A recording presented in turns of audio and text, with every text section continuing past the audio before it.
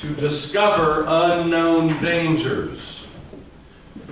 So, David, since it was concluded that she was a business invitee, analyze or make the argument that the lawyer for the plaintiff would make using this enhanced duty.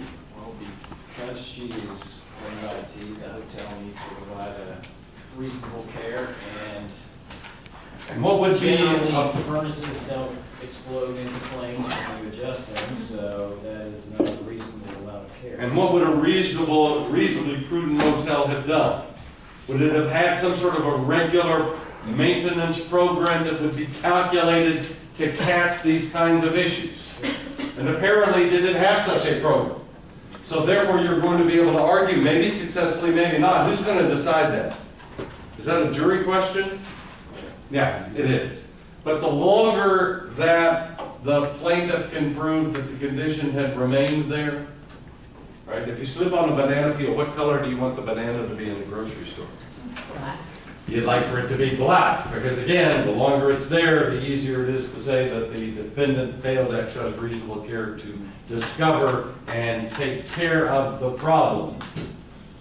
All right, any question about the owners and occupiers exception? Do these rules, David, seem rational? Does it seem rational to increase the duty as you better the status of the visitor? Sure. Yeah, absolutely. On the other hand, is it a little difficult sometimes to figure out in what classification someone actually resides? Definitely. Yeah, definitely, definitely. So if you're confronted with this task on an exam, what would you do? Argue both sides? Argue both sides, exactly, exactly. All right, any question about fourth exception? All right, fifth and final exception, so this would be E. Does everybody see where we are in the outline? Again, we're talking about exceptional duties of care. We're down to E, but for convenience sake, I'm putting it over there. All right, Stephanie, tomorrow you call me on the phone and ask if you could borrow my car for the rest of the day. Seemed like an odd request, but as it so happens, I've got an extra car, and so I'm happy to loan you my car.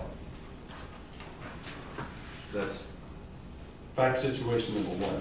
Fact situation number two, Josh, who is an exceedingly wealthy man, has a 6-car garage, and he takes pity on his poor professor who only has a carport and lives in a dangerous neighborhood.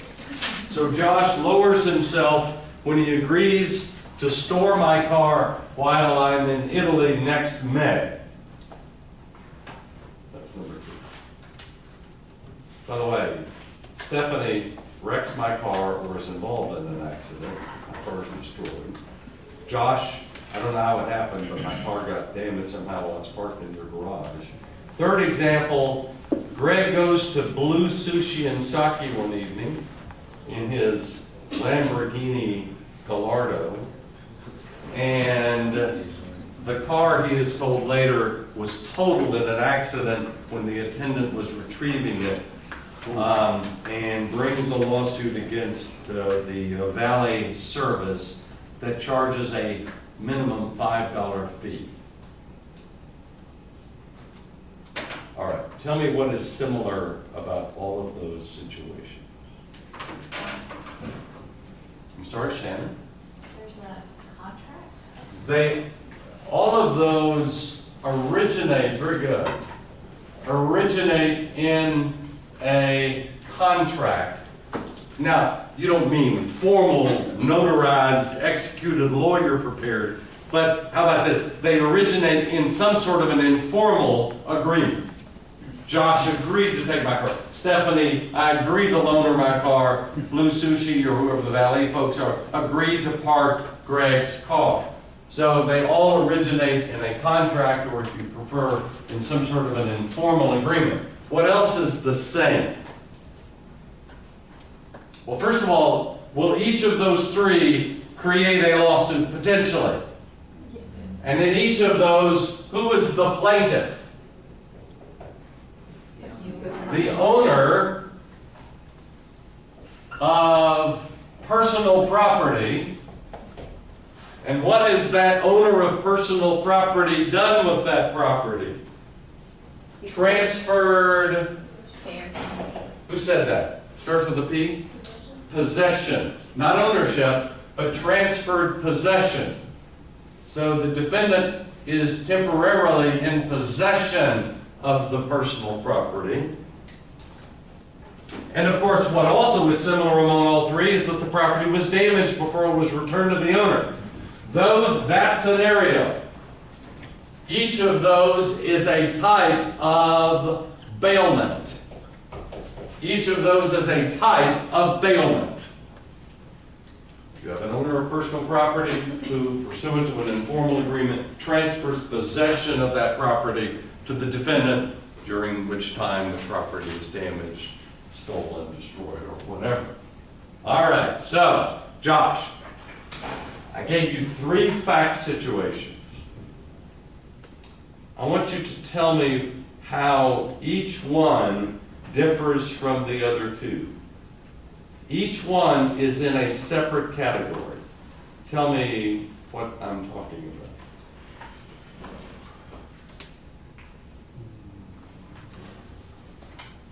Now, if I only said that 2 were in one category and 1 was in the third, in another category, what would you say?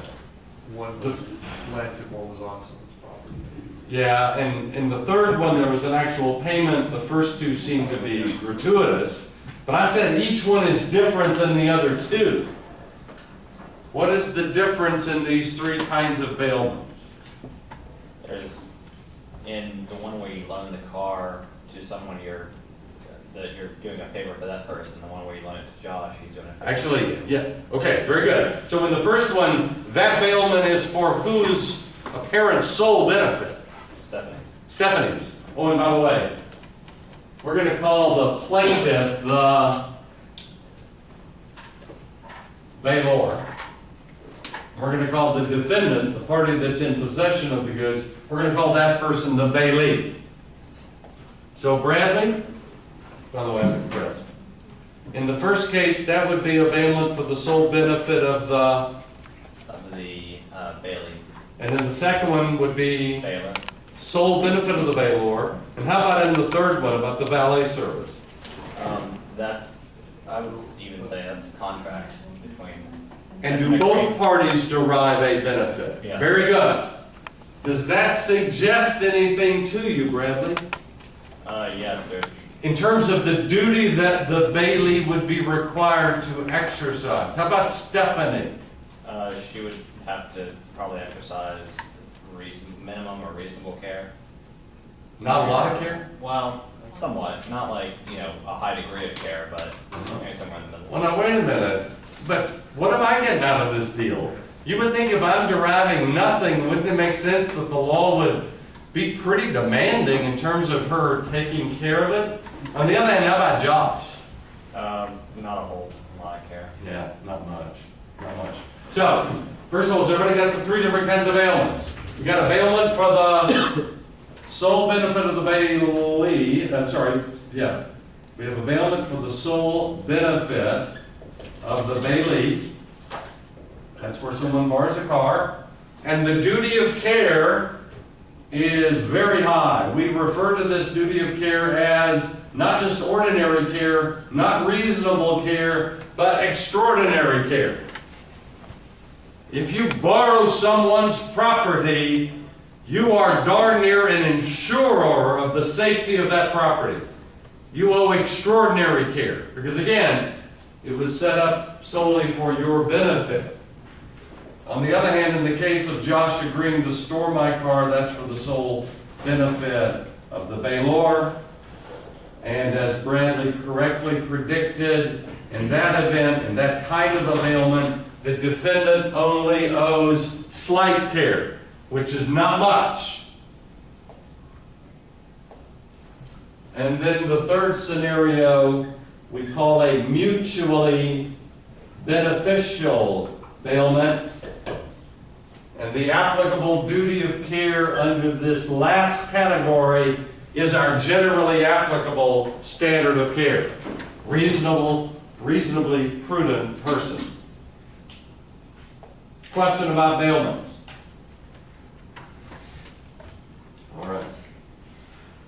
So,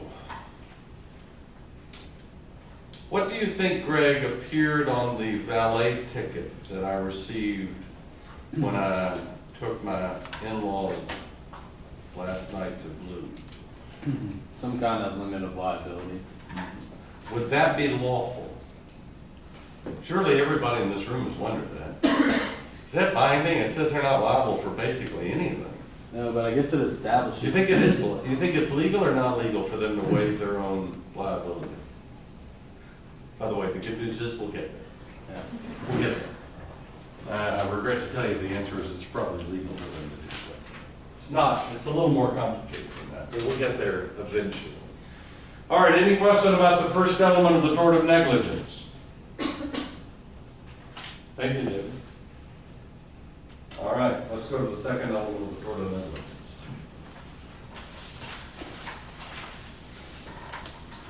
Second element of the tort of negligence.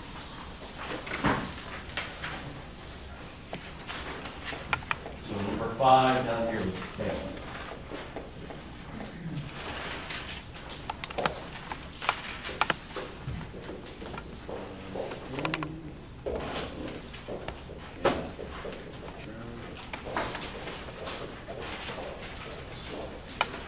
Approximate cause. Approximate cause.